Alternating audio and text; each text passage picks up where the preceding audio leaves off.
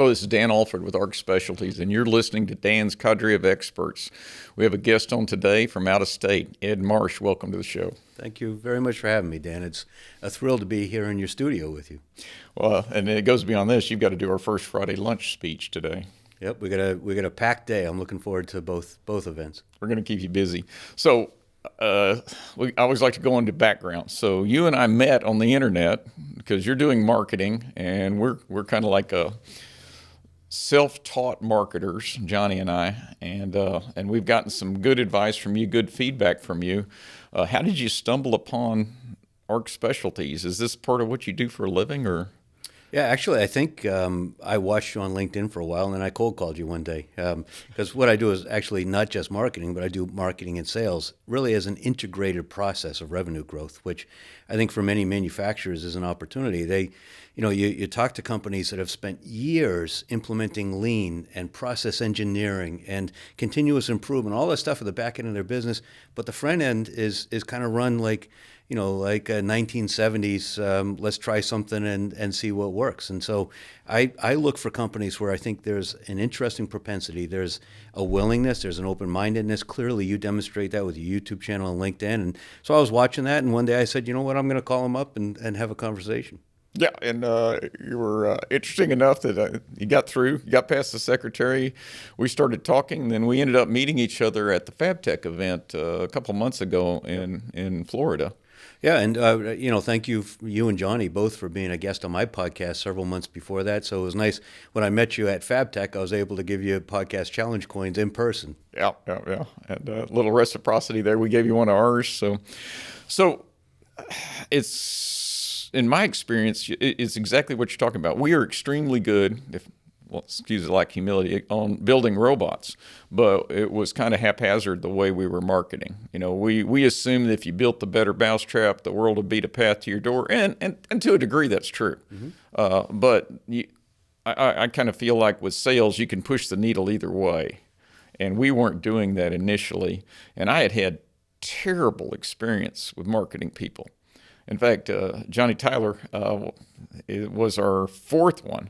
And I was really shocked when we got him. He's so effective compared to the other three. So now I don't know what to think. Is it 1 out of 4 that's good, or less than that? What do you think? Well, I think marketing talent and sales talent and programming talent and engineering talent, all talents follow a normal distribution curve. I mean, you see that same bell curve in nature everywhere. And I think it's true of marketing talent and sales talent. I think one of the problems that we have is we treat it as some kind of a mystical science. Sales is a black box. It is marketing mystical. is mystical, and just because somebody is articulate in speaking about TikTok doesn't mean that they understand marketing, particularly not for technical stuff like you do and capital equipment. A lot of my clients sell capital equipment into the food manufacturing industry and stuff, and so to find marketing people to have the business savvy, I think somebody that markets that hasn't sold is at a disadvantage. They need a financial understanding because they need to speak to the entire corporate buying team in many cases. They need to understand sales.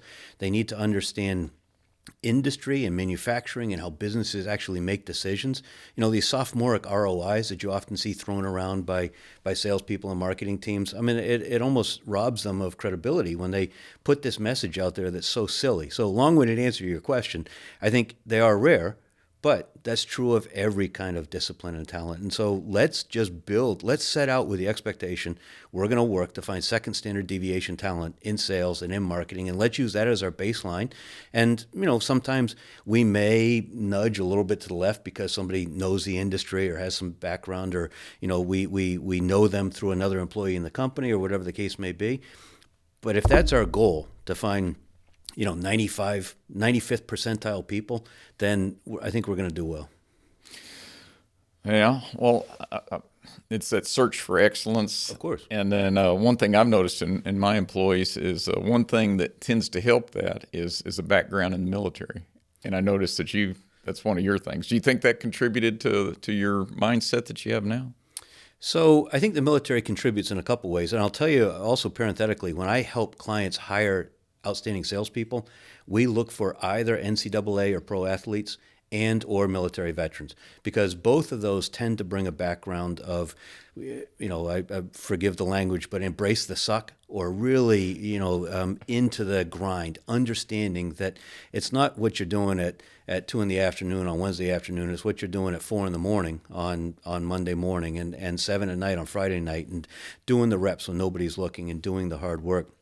I think the other thing the military does, contrary to what many people think of the military, is it fosters, and I'll date myself. I mean, this is my military experience in the late 80s and early 90s, and I think the military fluctuates and changes some, and so it may not, based on the stories I've heard from my sons who have all served more recently, it may not be exactly the same. But one of my big takeaways from the military was that, yes, there are very clear standards, there's very clear structures and frameworks, you're accountable, you have to follow orders, but within that, there's actually a tremendous amount of flexibility. This whole idea that no plan survives first contact with the enemy, and you need junior leaders who have the savvy and the contextual understanding and the confidence to make good decisions in the absence of complete information, faulty information, incomplete information, still make good choices, move aggressively, but be willing to pivot and change when it's clear the situation is changing. So I think those two pieces from the military definitely help.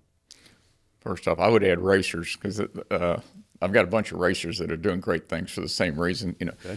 But they have goals and they have quantifiable results. And they write them down and they pull them out and they look at them periodically. It's not just something where, on December 30th, they say, oh, geez, I ought to think about this for the year. But it's a written plan, and it's adjusted and it's updated, and they look at it and they stay on top of it. Well, one of my sales marketing guys said, "Don't give me credit for the good times, because you'll blame me for the bad." And that gets back to the idea that it's hard to quantify the results of marketing and sales. And I still haven't figured that one out. People will ask me, "Was it worth going to that show?" We were just at the Defense Manufacturing Contractors show in Austin this week. Was it worth it? Hard to quantify. Sure. Any comments on this? I mean, you can't just. To a degree, the guy was right. There's business cycles that you can't control. Yeah, I think, the business cycle question is an interesting one. And to the extent that you, for instance, work in the oil and gas industry, clearly that is susceptible to exaggerated cycles. That's the worst. Exactly. A lot of salespeople and a lot of marketing people in more standard industries use cycles as an excuse, as a crutch. And I think that's probably inappropriate in many cases. Yes. To the question of, can we attribute revenue or outcomes to marketing investments, that's a question, I think, at an interesting stage right now, because 20 years ago, everyone said, I know I'm wasting half my marketing, I just wish I knew which half. Exactly. And then we had this, we kind of made a near approach to this promised outcome where we were going to have very accurate and very clear attribution for every marketing dollar spent to every profit dollar that was generated from it. So we know exactly. We got close.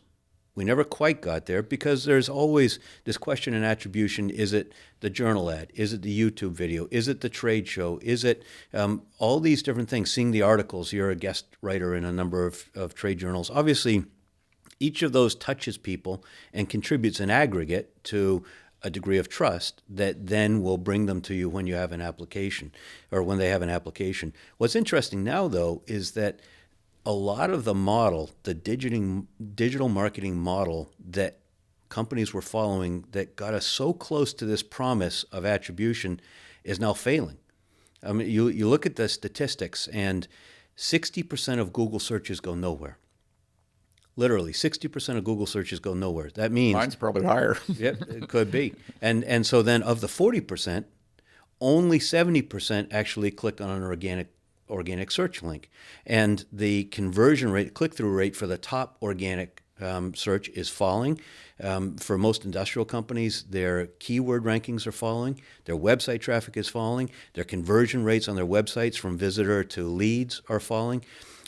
So this model that had so much promise that almost got us there now in the last 18 months is changing enormously because of changing content consumption habits, the way buying habits are changing, the way the LLMs have completely shifted both content creation. There's so much crap out there now.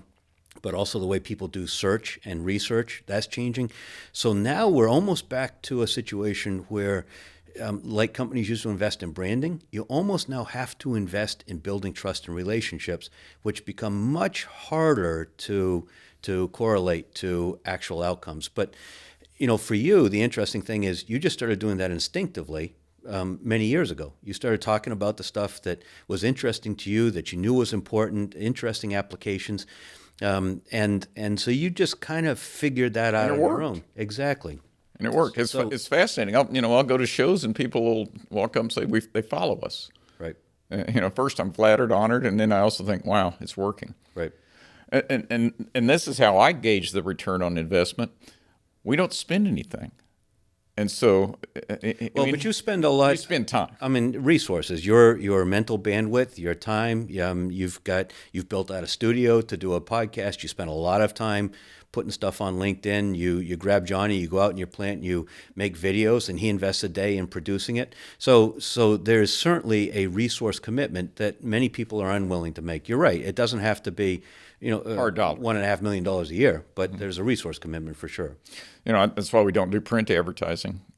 Maybe I should, but those are hard dollars. Whereas if I spend a little bit of time, that's relatively cheap. So and your audience is the world. If you do print advertising, your audience is their 60,000 subscribers. So using YouTube, which is now one of the most powerful search engines in the world, you're reaching everybody out there.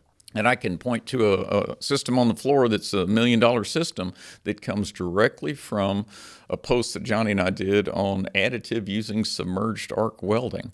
And I just thought it was cool. And so we did a part. Most of the money was in actually making the part and then machining the part, and then the actual blogging about it was trivial. But it's fascinating to me. That is what the customer says drew them to us. And I can share, I won't go into the name of the company, but a middle market entrepreneur that's built a very solid business selling to the oil and gas industry, who I believe found you on YouTube and bought some equipment from Quite a bit of equipment. Found me on YouTube about sales process. Mm-hmm. And this is a boomer who, by many accounts doesn't use the internet, doesn't watch video, all that kind of stuff. And yet that same person in two completely different worlds and applications happened to find each of us in a different way. On the other side of the world. Exactly. Yep. That's pretty cool. Yeah, that's why we like the internet, and I thoroughly enjoy it. And you've seen what we're doing with our Challenge Coin Challenge, where we'll throw out a challenge, and that's been one of the funnest things and one of the most productive, I'll tell you, because you get a lot of engagement. I'll throw out a esoteric welding question, and the first right answer wins one of our challenge coins. And not only has it gotten me connected to people all over the world, including my competitors, and I like competitors as long as they're good, but one of our most recent hires on software was a young kid, recent graduate of UH, who answered the question correctly, came over to get his coin, and left with a new job. That's great. And I also love the fact that we're back to the point where we say, yes, there are right and wrong answers. Oh, yes. The whole world has gone gray, but guess what? There is stuff that works and stuff that doesn't. There's right and there's wrong, and putting questions out there with a very clear right answer or wrong answer rather than opinion. I love that. So, you started out as a Ranger, right? I went to college. I went in the Army. I was Ranger qualified, airborne infantry. 82nd. Yep. Interesting. My father's group in World War II had such a high casualty rate that what was left was absorbed by the 82nd. So that's another connection for us. So how does that lead you to this? That makes no sense. It's like that crazy journey that many of us take, right? So I went in the Army for a career. I loved it. But I fell in love and got married, and I realized I probably wouldn't stay married if I was deployed all the time. There's a few rare people that figure out how to do it, and I didn't think, I would be able to pull it off. And so I pulled the ripcord and got out. And my family had been mostly lawyers and doctors, and so it was kind of an assumption that that's what I would do, but I wanted to learn business. And I figured the first thing I needed to learn if I was going to learn business was sales. And so coming out of the Army, I looked at different sales jobs. A company called Cintas recruited. It was run by a former Marine, And of course, it was a uniform business at the time. Now they do a I'm lot of familiar other with stuff. And so they recruited a lot of folks coming out of the military, and so started learning sales there, and learned a lot. Was fortunate to have some great training. That's another topic. It used to be that companies invested in sales training, and now they don't. And I mean, it's perplexing to me. I don't understand why not. But I was fortunate. I came in at a time when I had good sales training. I did really well. I closed some big deals and didn't enjoy the job or the industry, and just stumbled into capital equipment and packaging. And through that, then continued to work on sales, became a sales manager, bought into a German manufacturer of capital equipment in their U.S. operation as a minority partner, learned a lot of important business lessons in that situation. And that was in about 2000. And then in the early 2000s, in 2000, a euro cost is 85 cents.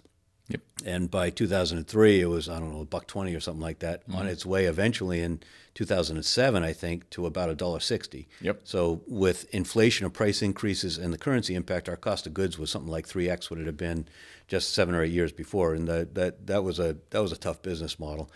Along the way, getting nervous, I said, okay, I want this counter-cyclical sort of a thing. So everyone was going to China. I said, I don't want to do what everyone else is doing. So I went to India, set up a company in India to take used machines from the U.S. to India. And also then I kind of pivoted partway along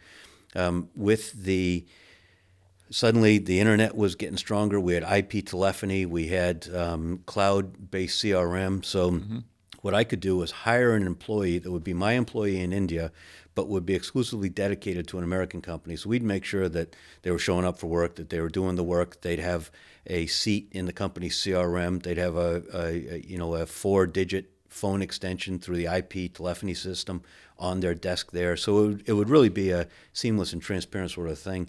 But it was, I think, early for American companies, and India had not captured people's imagination. It was still, they were really focused on China. And so eventually, in around, what was it, 08, 09, they essentially collapsed simultaneously.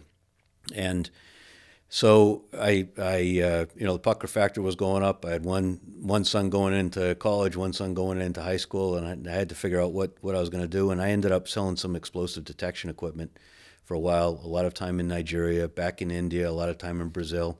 Learned some important lessons along the way there. Then I said, you know what, I'm going to be a consultant. I don't want people working for me anymore. I don't want to be the babysitter or the psychologist and everything else. I wanted to work for myself. And I started off working on helping companies export. That morphed. We talk about exporting. Okay, let's internationalize your marketing. Well, let's start by looking at your domestic marketing. Oh, my goodness, we're going to have to back up. There's a lot of work to do here. And then helping a lot of companies improve their industrial marketing, but seeing no improvement in their revenue, connecting the dots that, geez, it's not just enough to generate leads. You actually have to have salespeople that understand how to engage and sell and close those leads, which brought me then to this point where I talk about this integrated systems approach to revenue growth, from board governance and strategy, through marketing, through sales, through customer success and customer experience, and the technology that weaves it all together from the buying perspective. And the analogy that I use, I don't know if it's a good one or if it resonates with everybody, but in manufacturing, we talk about OEE, overall equipment effectiveness, this idea that your net quality output at the end of the line is the product of the efficiency of each of your steps.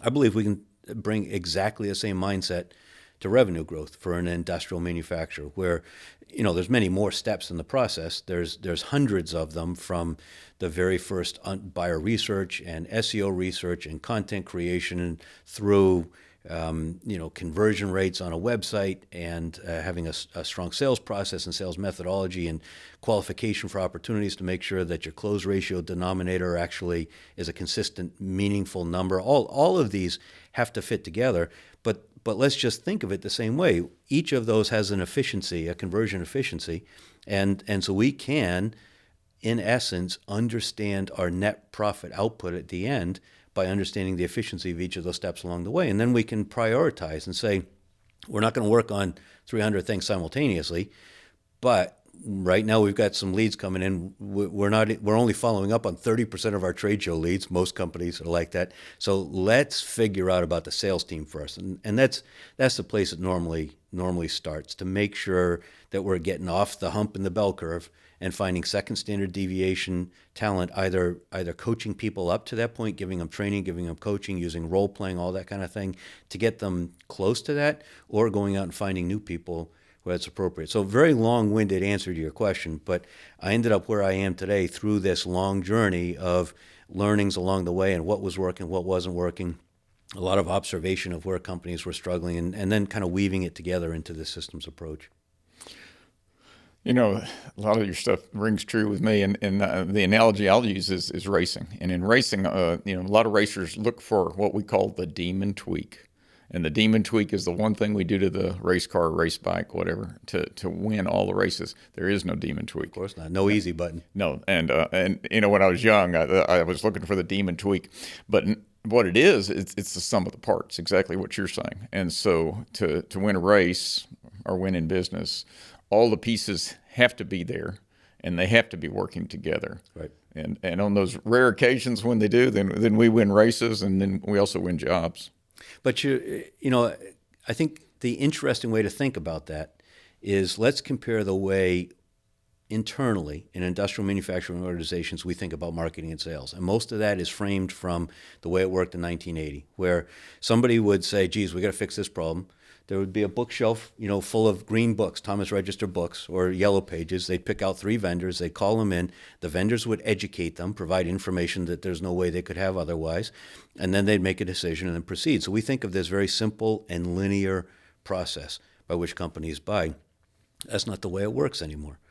But we still have this vestigial organization that assumes that we're going to have, 1 or 2 people in marketing, the redheaded stepchildren of the organization.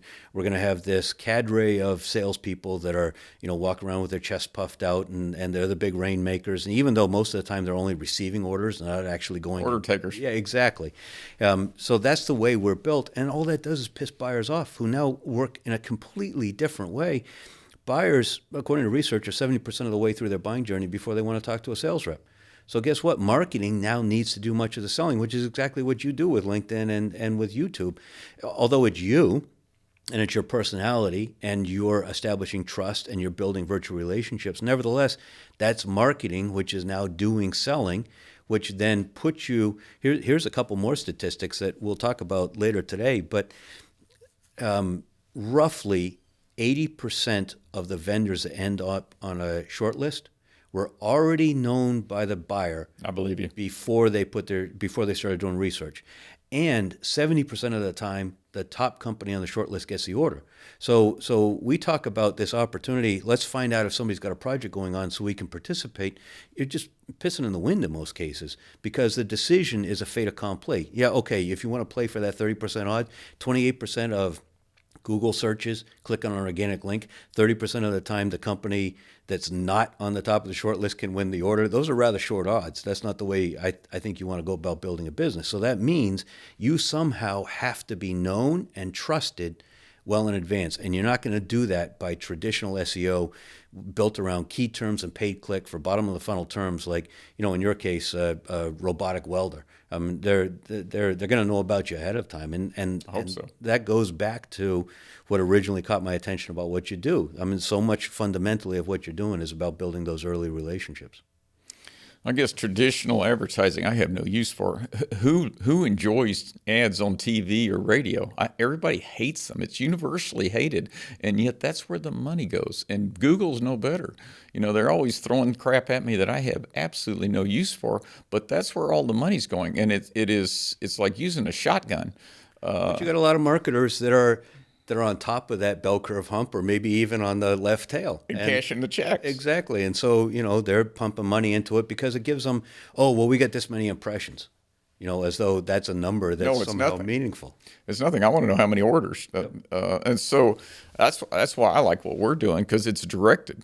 First, people have to be interested enough in what we're doing to be following us in the first place. And then we still get some random input too, but they have to be interested in the field or work specialties or something like that. That's a critical point. Interested in the field. They may not necessarily even be interested in additive welding or in cobots or in oil field technology. They're interested in automation and technology. And so they come across something that you've done and they say, wait a minute, this doesn't quite fit into what I'm thinking about. But it could. Here's a smart guy with some talented people and some creative ideas. And you get them to start thinking about their business differently. I believe that the kind of clients that I want to work with, I've got a latitude. I work by myself, so I don't have to have a ton of clients. But the kind of clients I like to work with are the ones that see connections between different stuff. That's what humans do, is pattern recognition and reapplication of solutions. Well, and so let's use pattern recognition to figure out how we can reach buyers in a way that works for them rather than impose this antiquated system that, happens to match our org chart on top of them. Yeah, the fact that all the dollars go a different way, to Google ads and TV ads and radio ads, made me question my philosophy at first, but I no longer do. I still don't like those shotgun ads that are going out to everybody when I want it to be directed and focused. So when I started ARG, it's funny, I thought I'd be like you. I said, I'm going to be a consultant. I'm going to walk around and solve problems, and people are going to pay me. And because I had a couple of role models, Jeff Post and Rick Garza, and they had the same business as you, but I quickly failed, and people didn't want me to tell them what to do. They wanted me to do it for them. Right. So how's that working for you? Are you right now you say you don't want an office, etc. But I failed in what you're trying to do. How's it going for you, and what's the path forward? So, being a solo consultant has its ups and downs. It's tough. Exactly. It is tough. I mean, there's a lot of wonderful aspects of it. The hardest part that everyone is well aware of is that you have to figure out how to build new business while you're servicing clients and everything else. And simultaneously. Exactly. That's a challenge. On the other hand, I guess I'm fortunate. If I was an attorney, I'd be having to do the same thing essentially, but without the understanding of marketing and sales that I have by virtue of what I do on a regular basis. So I kind of get to practice a lot of what I help other companies with, and so that helps with it.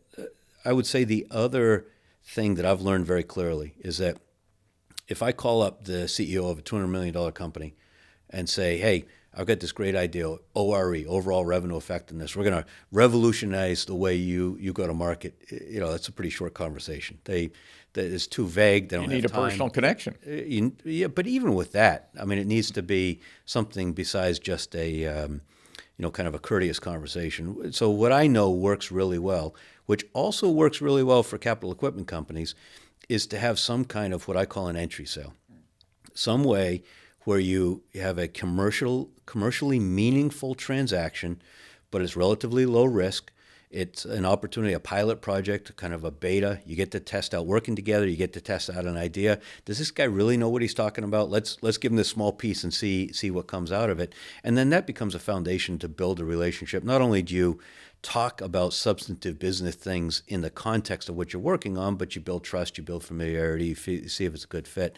So for me, the area that most consistently right now most industrial companies are struggling with is hiring great salespeople. It's tough. It is tough, and it's. How do you vet them?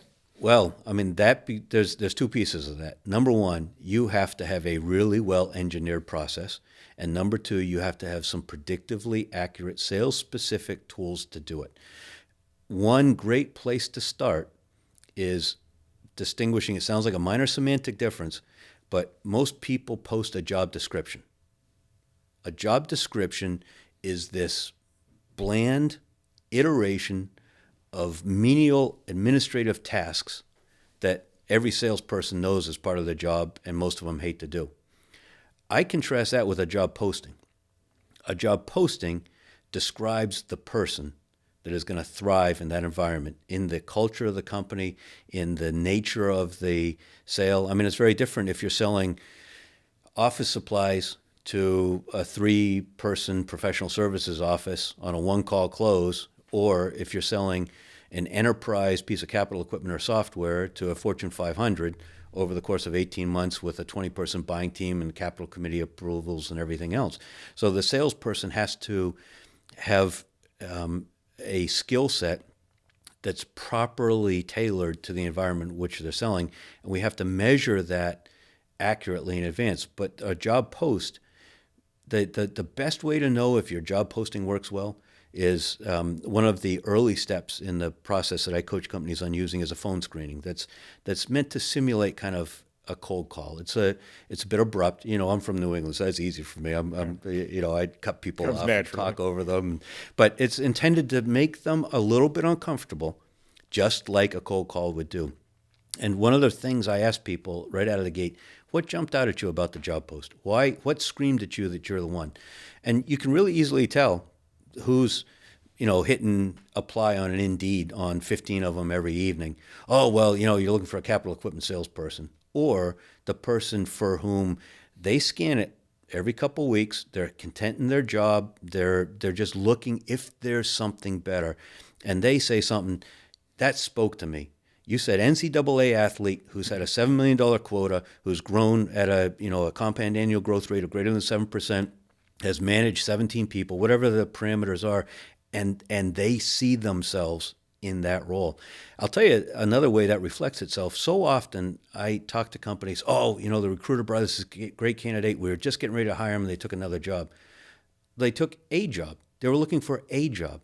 You want to identify candidates who are looking for your job, and you do that by writing a great post. So the post starts at a predictively accurate, sales-specific sales candidate assessment, filters out a bunch of the crap. The idea is we're, again, looking for people who not only can sell, but in your specific situation with your kind of customers, your degree of competition, your transaction size, your job title that you're selling to, all that sort of stuff is somewhere in that second standard deviation talent pool measured against, say, 3 million other salespeople. So that gets us close.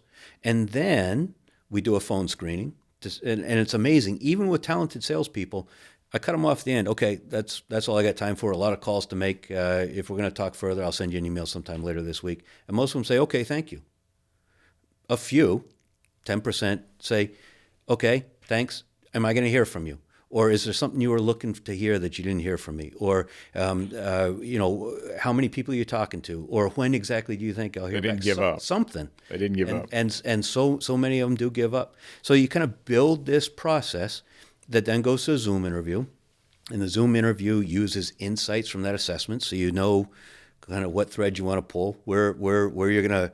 I don't want to. It sounds unfair to say it, to trip somebody up. But what we want to do is we want to get them to reveal who they really are during this process, because salespeople are trained to sell. And so they're going to, that's the reason that resumes and traditional interviews are each only 17 or 18% predictive of sales success, because they're bullshitters. I mean, they're for a living. Exactly. And so we have to understand where we want to dig and where we want to pry and where we want to tweak to see what kind of reaction we get. A good example of that, how many resumes do you look at? Top performer. Okay, what does top performer mean? How many peers did you have? Who set the quota? How often did you miss quota? When you exceed a quota, by what percentage? Who set the quota? How did your quota compare to peers? All those kinds of questions. I'm not interested in top performer. I want somebody who knows their numbers, who understands what their numbers mean, who understands where they stand against their peers, and all of that. So really, it's about having a tool to accurately predict not only who can sell, but who will sell, and building a process around that that's efficient and will yield good results. And if you do that, then you end up with people who, if your process takes 3 weeks, they're there at the end because they're not looking for a job, they're looking for your job, and they're the right people, and you've tested for culture and quality of fit. That sounds better than my technique, which is hire a bunch and end up with a few. and those are expensive. If you're selling capital equipment and you're paying somebody $120,000 base and you're paying commission and you expect that territory to be generating money, if you figure the direct costs of management time interviewing and recruiter fees and the pay for a year until you figure out with a 12-month sales cycle they're just not selling anything and all the other stuff, plus the opportunity cost of the leads they're not following up on, the leads they're following up on poorly, the deals they're not finding about in their territory and everything else, it's typically $400,000 or $500,000. It's a big, expensive mistake. Well, I told you we're pretty good at robotics and welding and all that stuff, but your world a little bit different. We're self-taught, and fortunately, apparently, we got pretty close on the social media, YouTube stuff, but we've got a ways to go on some of these other areas for sure. Well, and every company does. The difference, I would say, is that you acknowledge that. And, you establish priorities, and that may not be the most important thing to work on. And you don't every morning show up and do something completely different. You've got a clear vision where you're going. A lot of companies, though, are just so content with the status quo that, I mean, the good news for you is that's part of the reason you've got such a strong competitive position, because you're not, and your prospects understand that. The good news for me is that I don't have to have a ton of clients, and so finding a few that say, it's going to be uncomfortable, but we want to get better, and let's do this. Let's figure out how we pace it so that, you're an impatient New Englander and you want to go too fast to push too hard, and we're going to slow you down a little bit. On the other hand, you need to push us rather than us just moving, kind of accepting the way things are. So I've got a question for you that bothers me, and we haven't figured this one out, and that is I sell to two different groups. I sell to top management if they perceive a problem, which isn't all that frequent, oddly enough. It doesn't get to the top, but on occasion it does. But I'd say a majority of the people that are selling to are the engineers that have the problems on the shop floor that need to solve them. And so I've long wondered how to get to these guys, because some of them go to trade shows, so we do too. Some of them read magazines, so we write articles. Some of them go to professional meetings, so we speak at all the different professional engineering societies.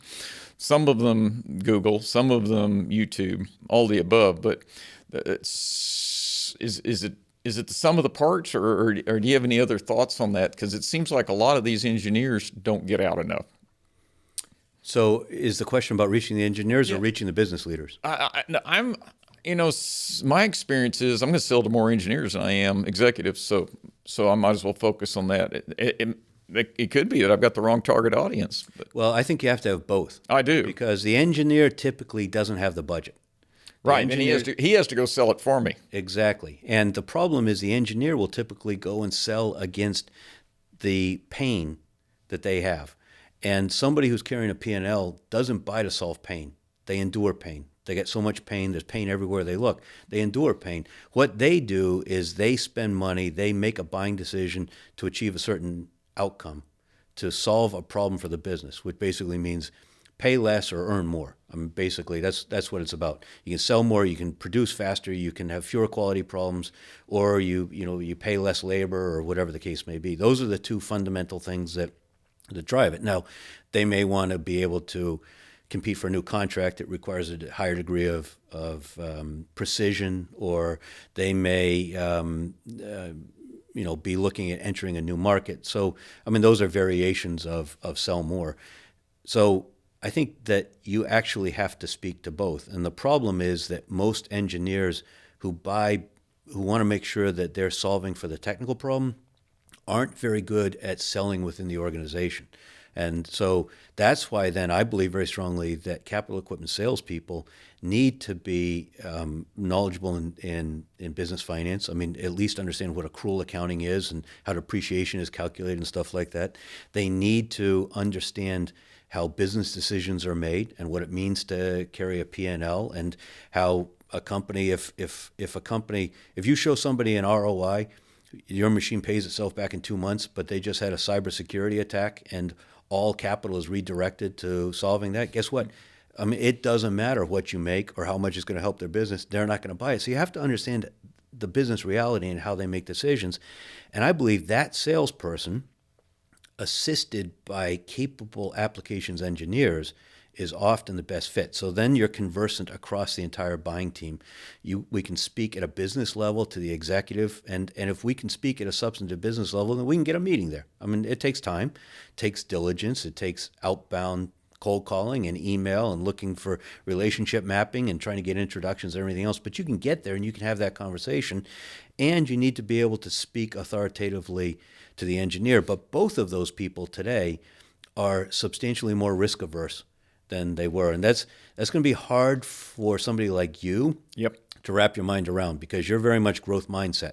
But the risk aversion in business, the defaulting or giving decisions on major business choices to committees to try to make a decision. I mean, asking a buying team, a committee to make a decision where everyone has to say yes and anyone can say no that's the reason 40% of deals end in no decision these days. 40% of complex sales end in no decision, where it was eminently sensible. They should be doing it, and yet, if you look at Kahneman and behavioral finance, what you see is that the pain of making a mistake far outweighs the joy or the excitement or the rewards of making a good choice. So if I'm a mid-level manager or a CEO or an engineer aspiring to have a career, it's the old thing, nobody got fired for buying IBM. Nobody will if you do nothing, nobody can say you screwed up. If you do something and it doesn't work, in many organizations, that's the kiss of death. So the salespeople have to be able to sell to executives. They have to be able to uncover compelling reasons to buy. They have to reassure people that they're not making a mistake, that they're making the good decision. And you have to be able to speak to both the business issues and the technical issues. What we do is we arm those engineers with data, and then they can, we say, show them this efficiency, show them how quickly we can do these things. So we'll arm them with that. This whole thing about risk aversion, it reminds me way back around 2002. What's that? Wow, 22 years ago. I was in Russia putting in a machine. I was by myself, and I was getting a little frustrated. We were there late one night and this is a complex machine. It was a plasma welder applying cobalt alloys, long story, but not easy at all. And so everybody in the room was not contributing. They were watching me. And so I was having to deal with the software, their parts, the metallurgy, everything. And I got so mad one night, I said, they always give me a beautiful young interpreter, and I said, I'm the only one in this room that's not afraid to make a mistake. She said, must I translate? I said, translate. She translated. Everybody, all the guys look at their feet. They don't say a thing. It was the end of the day. It was 8 o'clock. So they all go home. I keep working. And I get the machine up and running. And next morning, we start back up again. And the next morning, that's when it usually takes overnight for me to get an answer. And they said, exactly. They said, under communist times, if you never did anything, then you never made a mistake and you were never punished. I said, well, that might work under communist system, but you're now a capitalist. And I said, you're going to starve to death. So I said, you guys are going to have to start becoming more or less risk adverse. And since then, one fellow wrote his master's on that machine. Really? Another is now a manager of that group. A couple just couldn't transition to the new economy, but a few of them did. But when I see that over here, it makes me crazy. I go, that's not the capitalist system. You have to take risks to make gains. I certainly have. You have. We've socialized risk now. And on the high level, but not down at the small business level. That's true. Yep. I'm not too big to fail. You mentioned Russia. I was in the Soviet Union in 1986 when it was still the Soviet Union. Mm-hmm. It was a really odd juxtaposition for me. I was in the Soviet Union, leaving from, at the time it was Leningrad, St. Petersburg, through Finland, and I think 3 or 4 days later, I was in U.S. Army Jump School at Fort Benning. It was talk about a different world. But that attitude I see increasingly prevalent. I mean, it's also reflected, I think, in a lack of accountability. A lack of accountability in American business stands my hair on end. I deal with it primarily in marketing and sales, but I also see it at the executive level. This salesperson is, not only are they not capable, but embracing training and coaching and role playing and trying to get better, but they just won't even do the work. Why is it that you're so intent on continuing to pay them? Would you tolerate an AP clerk that only processed half the invoices that are coming into you? Would you tolerate an engineer that could only write functioning code, a third of the time? No. Why do we tolerate marketing people that just check the box and don't drive any significant meaningful result, or salespeople that won't even do the work? It's crazy.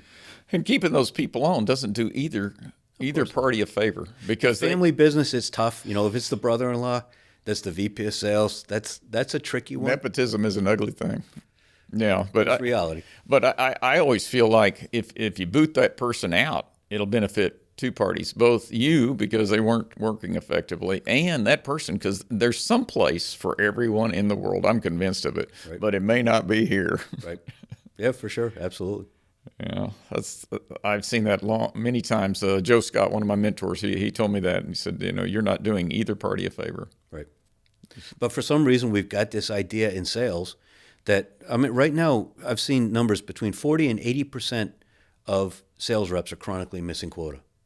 So, I mean, and a lot of companies, fewer companies are even setting quota because they don't want that in their face acknowledgement of the fact that there's lack of accountability.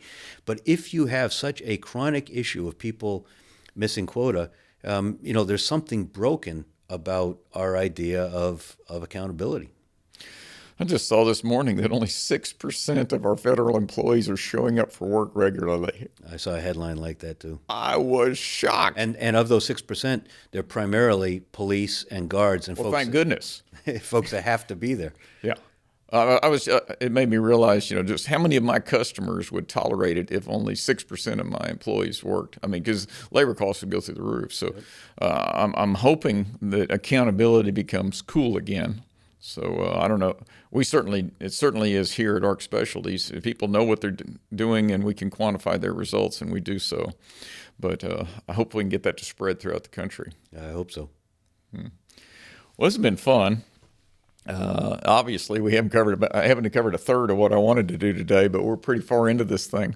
What do you want to pick up on today? Because you're going to have to come back, but what do you want to pick up today? I'd say if I left people with one major thought or message, it would be, let's stop treating the way we run the back end of the business and the way we run the front end of the business so differently. Of course, we're going to use different KPIs. We're going to look. If you're manufacturing parts, you're looking for Six Sigma quality. If we're talking about a close rate, getting to a close rate of 50% is good. So, it's not a perfect analog, but we can start to think about them in the same way, and we can begin to improve our marketing and sales and revenue growth with a degree of predictability that I think would be refreshing for many companies. So just kind of noodle that, let that roll around in the back of your head a little bit, and when you get really pissed off one day because the forecast is unreliable, or you got to spend 3 hours taking your information out of Salesforce and recasting it into some kind of a narrative because most of it is crap, or what, something's going to trigger you, and you can say, wait a minute, I heard Ed say something like that, and at that point, get serious about thinking about the two of them the same way.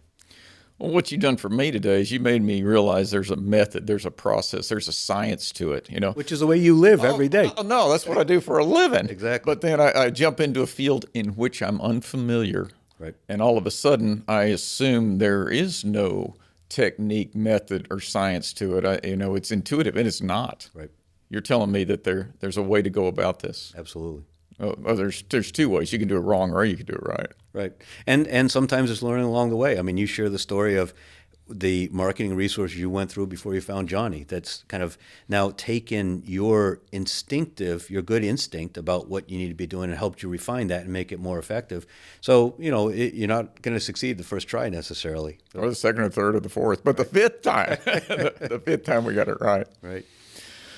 Well, very good. Well, I'm looking forward to hearing you talk at lunch today, and I hope we can get you back down here and do this again. Well, I'd love to. It's a pleasure to be here, and thanks for inviting me into this great podcast studio you've built. I mean, I think the fact that you have built a podcast studio as an integrator, a capital equipment company, is a great testament, again, to that kind of creativity and foresight that you've brought to it that initially attracted me to you.